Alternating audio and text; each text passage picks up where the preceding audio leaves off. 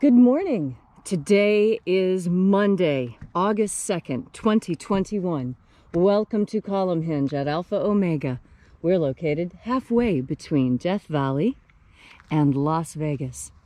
Halfway between Joshua Tree and Area 51 in the Mojave Desert of the Southwest United States.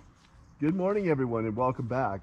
You have made it to the most unique live stream ritual presentation on the web, because this is the lost magic of Jesus.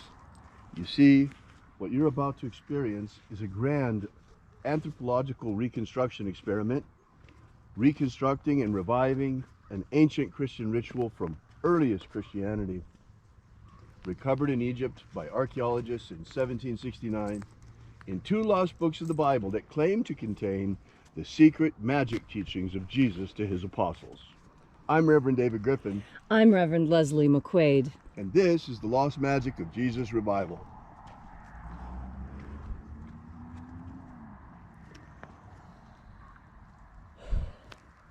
The sun is the dispenser of light to the earth.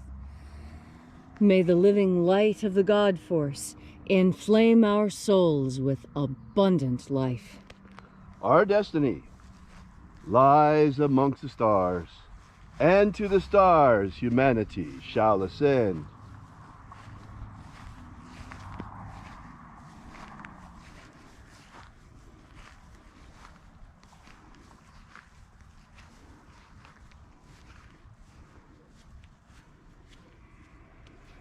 Take a nice deep breath and feel into your body. Breathe deeply. Feel each breath as it moves into you.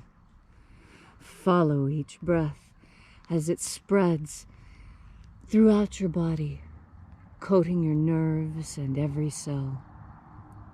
And as you are breathing deeply and feeling deeply into each and every part of yourself, visualize yourself as the tree of life, however it is you imagine that tree to be, and grow your branches up high into alpha sky. Drive your roots down deep into omega earth. I call on you in the east, alpha.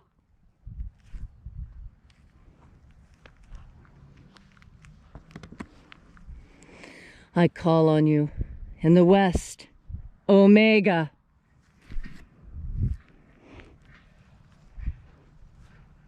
I call on you in the north, alpha.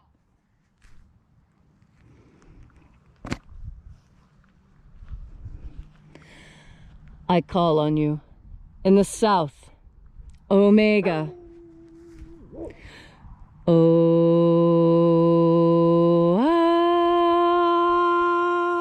Alpha, at omega, the beginning and the end, and the path of the age between, sunrise and sunset, and the path of the sun between, birth and death, and the path of life between, alpha, omega.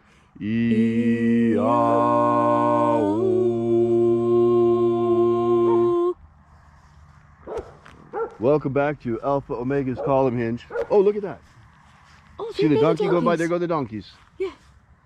There they go. Oh, wow. And let us know. I hope you can see. Oh, yeah. Oh, he even stops. He's so we gorgeous. can see better. He even stops so we get a better look at him. Oh, they're so sweet. They are so wonderful, aren't they? Yes. And you say hi to him.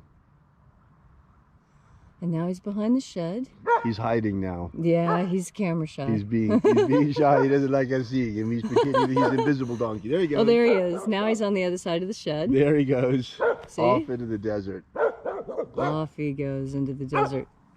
He's really hard to see. He's way back there. I don't have any sort of zoom on my camera. Unfortunately, no, there's nothing to do. No. Oh, too bad. I hope you can see at least something when he went by. Right. You might have to expand it in order to see it, but... So, welcome back to Alpha Omega's Column Hinge. Now that we've said good morning to the donkeys, donkey this morning, we woke up yesterday and they were out here, two of them. Actually in the hinge eating. Yeah, right here in the hinge. eating the grass. So we begin this morning by reaching out to the angels in the invisible. Angels of the 21st treasury of light, attend. Watchers, we know your names, so stand aside. Ozaz. Ozaz. Eloes. Eloes. Azaias. Azaias. Let the watchers withdraw and let us enter into the 21st treasury of light. And there are 12 heads in my Father's treasury, and these are the names that are in the places when they sing praises to my Father, and he gives light power to them.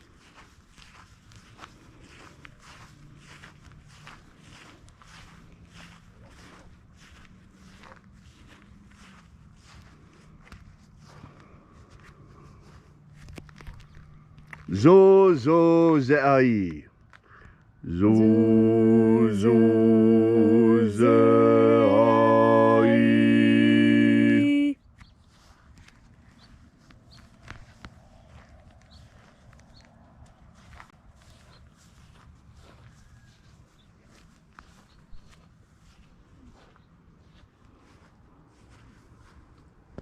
Zo ho za'i. Zo ho za'i.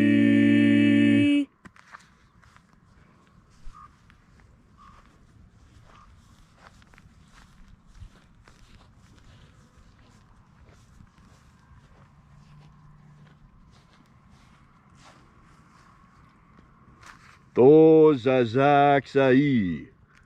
To zazak sa'i.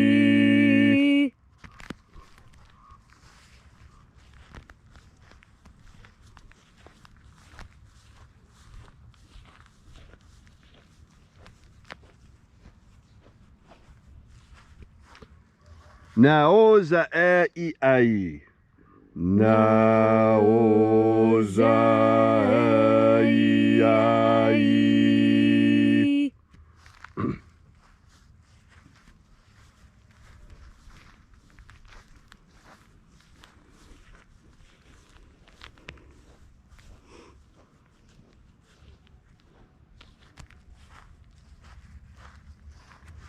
Marazaz. Marazaz.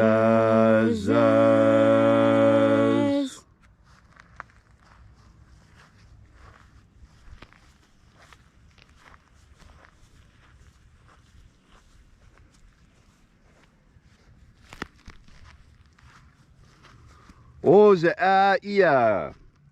Ozaia.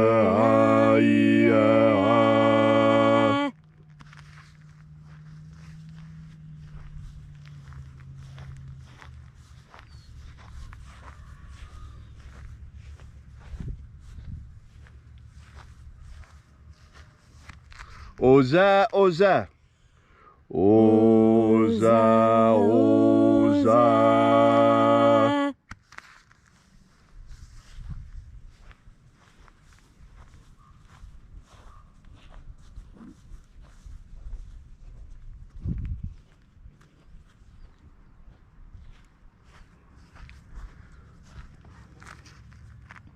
Os hozoza. Os hozoza.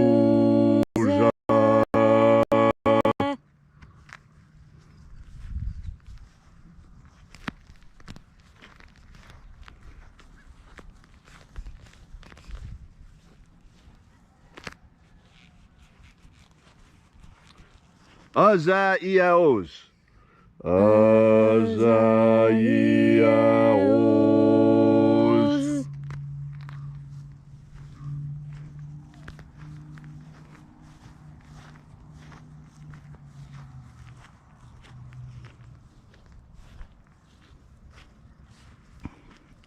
Naoza e ai.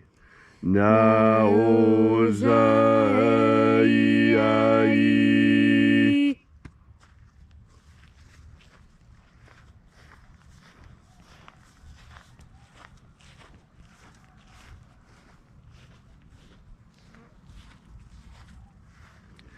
Naya ozaze. Naya ozaze.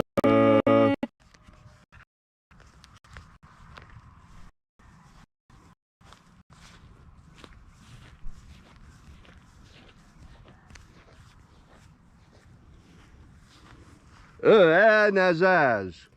Nazaz.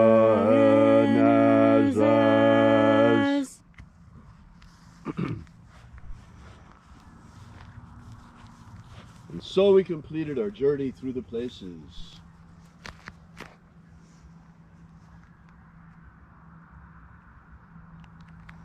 Invoking each of the 12 shining angels head in its proper place and proper rank, until at length we came into the place of the midst, the place of the center, the place of the Father of the treasure of light.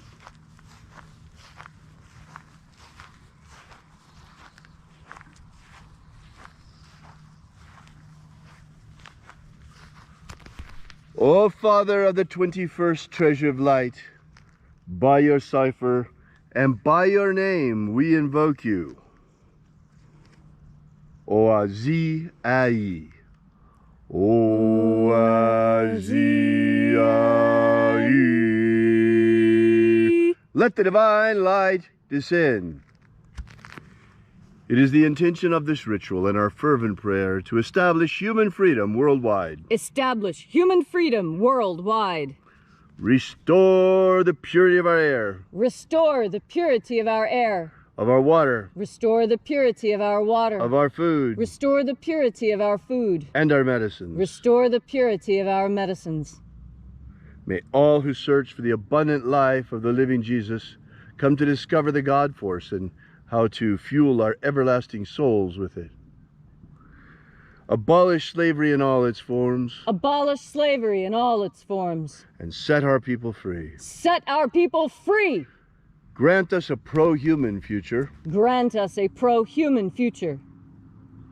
And then in that hour, when death comes calling, may we shed this physical body like a serpent sheds its skin, and rise triumphant into the kingdom of light, following the path opened for us by the living Jesus upon his ascension. All these things we ask in the name of the living Jesus. Amen. Amen. So mote it be. Take a moment now to again feel into your body. This ancient magical rite we are doing together helps you collect more God force energy within yourself. And as you have more energy, you are more able to do all the things you want to do.